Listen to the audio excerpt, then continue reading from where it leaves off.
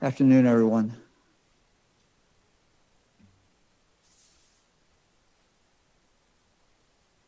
Fran and I want to extend our best wishes to the First Lady and to the President for a good recovery. We think about them. We think about everyone who is battling the COVID today across our country and around the world.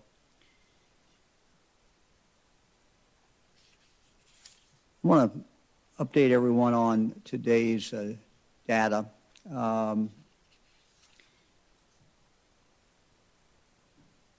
As you can see, our deaths are at a very high rate. And again, I would remind everyone that the deaths that we report today, that came in yesterday, do not reflect the day of the death necessarily. It's the day that it comes into us. And so we never like to see these numbers high. This is a high number, but it does not necessarily mean that these were recent. It spreads over a period of time. Second, the case number at 1,495 is very alarming.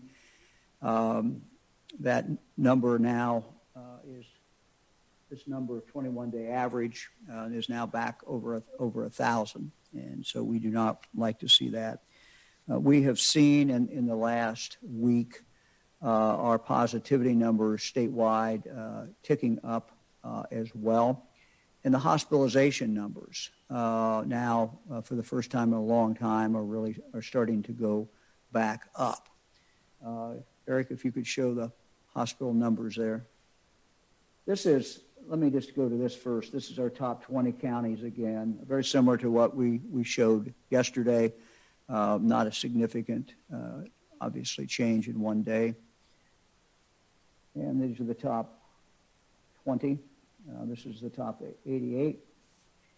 And Eric, let's go to the hospital slide. A little explanation on the hospital slide. This area through here is considered incomplete. So these numbers continue to fill in. So what is concerning is we're seeing a significant increase, even though these are still filling in. So when you see that kind of go up rather dramatically, and we know that will continue to go up as more of those numbers fill in for those particular days. So we're concerned about that. Fran and I had a test about an hour and a half ago, and we do not have the results back yet. Happy to take any questions. First question today is from Ben Schwartz at WCPO in Cincinnati. Hey, Ben. Excuse me. Hi, Governor. Hey, Ben. Do you believe average Ohioans will ever be able to be tested maybe for COVID if they see fit, like the president's able to? And in light of this President Trump testing positive, do you have any plans to test yourself more frequently for COVID-19? Haven't really thought about myself or Fran. We felt we should take a test today. Ben, I'm not sure I got the entire part of the first part of the question, but I think it was about availability of testing for the average Ohioan. I think this is going to go up dramatically. I was on the phone about 2 hours ago with the head of Abbott Labs. They have produced these strips that we hope to receive in Ohio, the first batch of these next week. This is something that the White House signed a contract with Abbott Labs. These are quick tests. They are tests that are basically a strip so that they will be fairly readily available. So this is going to increase the testing. We think there'll be more of these come on the market. So yes, I think we're going to see in the next few weeks a significant increase. We're still looking at exactly how to deploy these tests, but we want to fill in whatever gaps we have left in nursing homes because this is the most vulnerable people in Ohio we have. But also these could be used to help kids get back in school quicker. that could be used at the college level as well. And there are other uses. So we're looking at an array of uses for these, but this will be the first tests that are like this, that are, as we said, sort of like pregnancy tests, that you can read them quickly. They do not have to go to a lab, and they're relatively cheap. So when we start buying these first tests that will receive, we hope next week, are free to Ohio. The federal government has paid for these. The White House has paid for these. Once we run through that, and that contract runs out, it's my understanding these are going to be at the cost, I think, of $5 a piece. So that will be the cost to us in the state. So they're going to be relatively cheap, and they're quick, and they're pretty accurate. So we're excited about that. Next question is from Farnoosh Amiri at the Associated Press. Hi, Governor. Thank you for taking the time today. I wanted to ask you, what are your concerns that pushback that we've seen since the pandemic began on coronavirus protective measures by some Republican lawmakers in Ohio and in other places, including some GOP governors who often seem to be following the president's lead, has sent the wrong message about how to approach the handling of this deadly virus that now we've seen impacts everybody, even the President of the United States? Well, yes, even the President of the United States. I think this is a powerful reminder to us that we have to do the basic things. We have to wear a mask. We have to social distance. We have to be careful. We have to avoid big crowds. I mean, it's for all of us. I mean, look, it's as careful as Fran and I have been. This was a reminder to us as well. And I think it's just a reminder to everybody that this virus loves everybody the same, as Dr. Atkin used to say, or hates everybody the same. But it does not discriminate, and it's going to go after anybody. And it's very, very contagious. So it I think is a powerful reminder for us to pay attention. The President of the United States can get this. The First Lady can get this. We can get it too, and we just got to be very, very careful. Next question is from Andy Chow at Ohio Public Radio and Television. Hi, Governor. Hey, Andy. When it comes to what we saw at the debate on Tuesday, we've seen pictures and hearing reports that there were many people in the debate hall who were not wearing masks, although it was mandatory. What do you think about the fact that people didn't wear masks, and does the state plan on fining the Cleveland Clinic for not enforcing the mask mandate? Well, I was not in the hall, so I don't know first of all, I don't know what the facts are in regard to that. I will say about the Cleveland Clinic, it is a great institution, and I know the Lieutenant Governor has talked to the CEO today, so I'm going to reference John here in a minute. But, I think they did a very, very good job and did what they could do. But, John, I know you had a statement you wanted to make, and also if you want to have any comments about Andy's question. Yeah. Look, I was there for the entire day. To get in the debate hall, you had to have a test that came back negative for the virus. Everybody who got in had to have their temperature taken. Everybody who got in had to wear a mask. I saw, Andy, I saw almost everybody had a mask on inside the venue. I wasn't in a position I could see everyone, but everybody that was in my sight line had a mask on outside of the participants in the debate. Well, I know that there were a couple people there who may not have had. I thought the Cleveland Clinic did a really fine job, along with Case Western, at creating an environment that was as safe as you could make something like that. There were at least 6 feet between chairs. The people were very, everybody was very respectful for one another. I thought it was, I thought it was as well done as you could do something like that. And so, that would be my reaction to that observation, is that my personal experience of being there, I thought they did a pretty good job. Next question is from Jim Province at the Toledo Blade. Hello, Governor.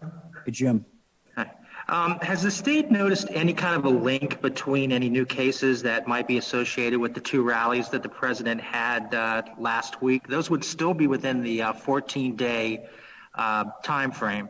And can you tell me, how close were you to the president? Was he wearing a mask when you met with him? And were you wearing a mask? Fran and I went on Air Force One after it landed. We went in the back, walked through it, went to the president's cabin, and Fran and I both had masks on, and the president did not, as I recall. And your other question, Jim, had to do with the we don't. I've not been told that anybody out in the counties, as far as the local health departments, have picked anything up at this point. If they do, as far as from, something coming from the rally, we certainly will tell you that. This is a tracing operation, and if something shows up, we certainly will disclose that. Next question is from Laura Hancock at cleveland.com.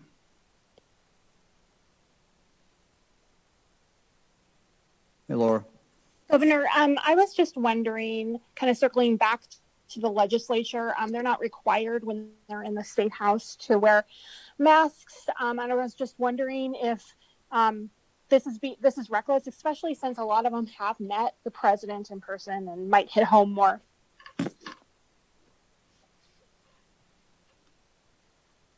Yeah, I was that the end of your question, Laura? I missed the last part, I thought. I'm just wondering if you think it's reckless that they're choosing not to mandate masks when they're in their chambers. Well, look, it's a separate branch of government. They make their own decisions. But I think what this reminds us is that anybody that you come in contact may have the COVID, anybody, and that there is no one who is immune from it, that anybody can have it, and because of the fact that so many people we know have had it who didn't have symptoms or had very light symptoms, you have to literally treat everybody you come in contact with as if they have it. And again, if the President of the United States can have it, that means anybody can have it. And so it is a reminder to us. And I would urge every one of our citizens, and I'm watching these numbers, as I said a moment ago, and I brought these numbers out today because it was such a huge jump in the number of cases, close to 1,500 cases, new cases, that frankly I'm worried. We were doing pretty well on many metrics, but I can see this trend now setting in. And we can stop this trend if we'll wear a mask. Please wear a mask when you're out there. You can stop it. We control this. This is not rocket science. This is not difficult. I mean, it's we know what works. Wearing masks work. Keeping distance works. Staying away from large crowds works. Not going in, even if you're with friends or with family, without mask on, and try whatever you're doing. You can still pretty decent weather outside, and you can, do it outside. I mean, these are just basic things that if we execute on these, 80% of us, 85% of us will wear a mask all throughout the state of Ohio. We'll knock this thing down. And this is just a reminder, when we approach someone or someone who's close to us, we have to assume that they could have the virus. Next question is from Adrian Robbins at WCMH in Columbus. Governor, thank you for doing this today. In light of the president's diagnosis and in light of the trend that you talk about we're seeing here in Ohio, Are you concerned about future campaign events over the next 4 weeks coming to Ohio? The Trump campaign says they may go virtual, but the vice president will continue to campaign, especially considering reports of rules not being followed at Cleveland Clinic and the large crowds and few masks we've seen at other events. Look, we just ask everyone, be careful. That includes churches. That includes if you're going to a funeral. That includes if you're going to a political rally. Wherever you're going to, you just have to assume that there are going to be people there who are positive. And you have to treat it like that. And if you treat it like that, you're going to be safe. And so, I think that candidates can have events with people there, but they have to be very careful about it. And we would just urge the social distancing. While the weather is still good, campaigns throughout October, candidates are used to doing outside events. Please do it outside if you can.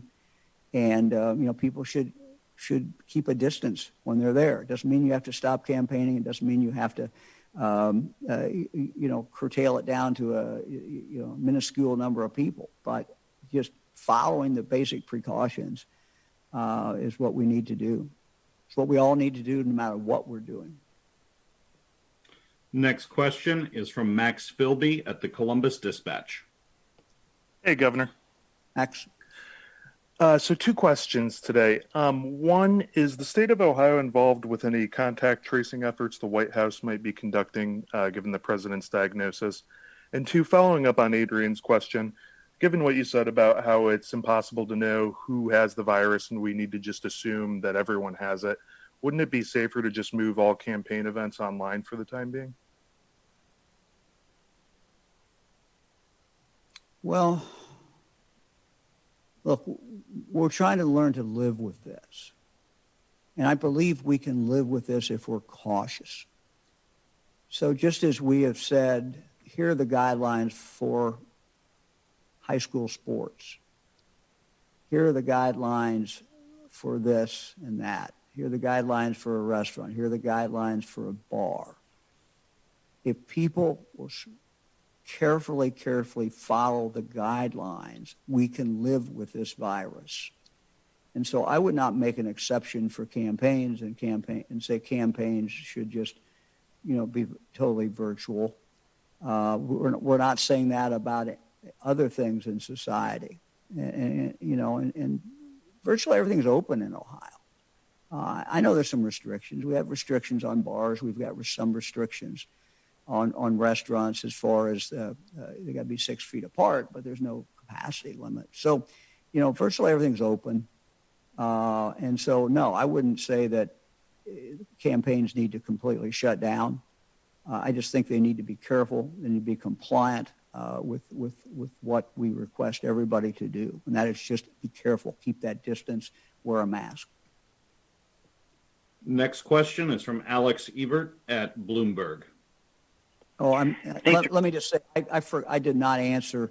We are not, to my knowledge, involved in working with the White House on any contact tracing. If that's different, we'll put out a release on it. But I have no knowledge that we're doing that. Good afternoon, Governor. Thanks so much for taking our questions. In the past, you've talked about messages you received from folks in the legislature and friends that were critical of mask mandates and other restrictions that you've imposed to tamp down the virus. Have you received any messages in the last few hours now that we've seen President Trump and First Lady Melania Trump contract the virus, and what have they been? Thank you. Message from legislators? Yes, sir. Message from legislators and those in your friend circle who have questioned your past steps.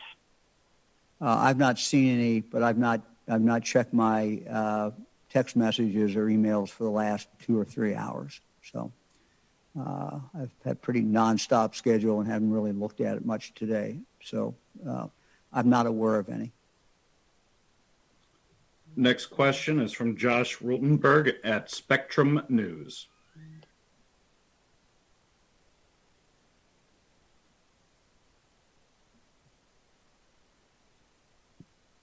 Hey, Governor, how are you? Hey, Josh. Hey, just had a question for you and also for a different question for the Lieutenant Governor. I'll start with you, Governor, to piggyback off of an earlier question when it had to do with Republican lawmakers. And you said that the other branch of government has their own rules and they can abide by them. But, you know, lawmakers in this state are still residents. So are you concerned that they are not setting a good example for the rest of their constituents and for the rest of Ohioans, that they are not wearing masks? And then Lieutenant Governor, for you, I understand that you might have gotten tested today. Are your test results available? And also you said that the Cleveland Clinic did everything that they could in a very fine way, but there are pictures there of people who were not wearing masks. So what do you have to say about that? I'll start, and then we'll go to John. I would not assume that legislators will not in the future wear masks. I mean, I don't think we should make that assumption. We'll see. John? I will say that, you know, I was there on Tuesday. Well, I know that there were on occasion, I think I saw one or two people who didn't have a mask on. I can only say what I saw. And as far as the Cleveland Clinic doing their job, I thought that they and Case Western Reserve University did everything they could to get people to do the right thing. But as we've learned in life, you know, in trying to get them to do those things and to follow the rules, not everybody does it. But I can tell you that everybody that I observed for the most part, I mean, everyone that I saw as I sat there had a mask on. As far as me, I did have a test earlier today. I don't have the results back on that. I'm self-quarantined at home out of an abundance of caution. I did not come within 50 feet at minimum of the president or anybody that was part of the group. I guess it was one of those times that not having a good seat was a good thing. But we're gonna, you know, wait until we get the results of the test, and until then, I'll just be at home. Next question is from Jake Zuckerman at Ohio Capital Journal. Good afternoon, Governor. Your administration declined to enforce mask requirements at the president's rally in September. Do you think that action or non-actions like that kind of muddle and confuse a public health message that people should wear masks? And on that note, are you considering expanding the mask order to include the State House? No, I don't. Look, everybody around us is wearing masks. Everybody who works for the governor should be wearing masks. You know, what the other two branches of government do, I can't control that. But look, I want to just urge people again to wear masks. And, you know, the truth is, if you talk to scientists and you talk to people who understand this, if we could get 90% of the people to wear masks, let the ones who aren't going to wear a mask not wear the mask. You know, if we could hit 90%, we would just, these numbers would not be what you saw today. They simply would not be. You know, this is pushing 1,500 cases for a day, and that is not good, and we're not headed in the right direction. So, you know, we've got to get control of this before we get into winter, because winter, the experts think, will be even worse. So we got to be in a better position. And again, I'll go back to what I said before. We're not asking people not to live, and we're asking them to figure out how to live with this virus. And the vaccine is coming. And, you know, when that vaccine comes, it doesn't mean we can stop wearing a mask. But when we get, you know, people vaccinated, significant numbers, then you're going to start seeing some changes. So, you know, look, there's hope out there. Sun's out. We're going to make it through this. But we've just got to have the discipline to do the essential basic things. You know, it's like in sports, a coach tells you guys just do the essential things. If you do the essential things in this sport, you're going to be okay. And that's what we've got to do. We got to do the basics. Next question is from Chelsea Sick at WKEF in Dayton. Hi, Governor. We had both President Donald Trump and Donald Trump Jr. here in the Miami Valley just within the last 2 weeks. And I talked to 2 local public health departments who say because of the exemptions for political events, the crowd size makes it nearly impossible to contact trace if they needed to. What would you say to those public health departments and the people attending these rallies? You know, this election season is, we still have over a month before Election Day. Okay, I really apologize. I was not picking that up. I got the public health, I got the president here, but I didn't catch the rest of it. I'm sorry. Could you just say it again? Yeah, that's okay. The crowd size, the public health department says that the crowd size, because of the exemptions, makes it nearly impossible to contact trace at these events if they needed to. What advice would you give to these public health departments and the people attending these rallies so early on in election season? Yeah, I mean, what the health department told you is what they told you. Again, we hope in the future, we don't see crowds like that. We hope in the future we have distancing. But the truth is, we have very little ability, despite what we ask people to do. It still comes down to what people will do and what people are willing to do. And that's the situation we're in. And we're asked people to do these things. Again, I think this is a powerful reminder. What's happened to the president and the first lady is a powerful reminder of how difficult this is. And that this virus, is out there looking for victims. And so going into a crowd where there are a lot of people and there's no social distancing and people are not wearing masks is not good. Next question is from Josh Swigert at the Dayton Daily News. Josh. Afternoon, Governor. As has been mentioned, the president was obviously in Cleveland for the debate along with Hope Hicks. And the day after the debate, Donald Trump Jr. visited Tipp City north of here, and there was a rally, about 400 people there, most of whom did not have masks on. Can you describe the public health effort underway to determine if any of these events led to a spread of COVID to the public or to any officials that they met with?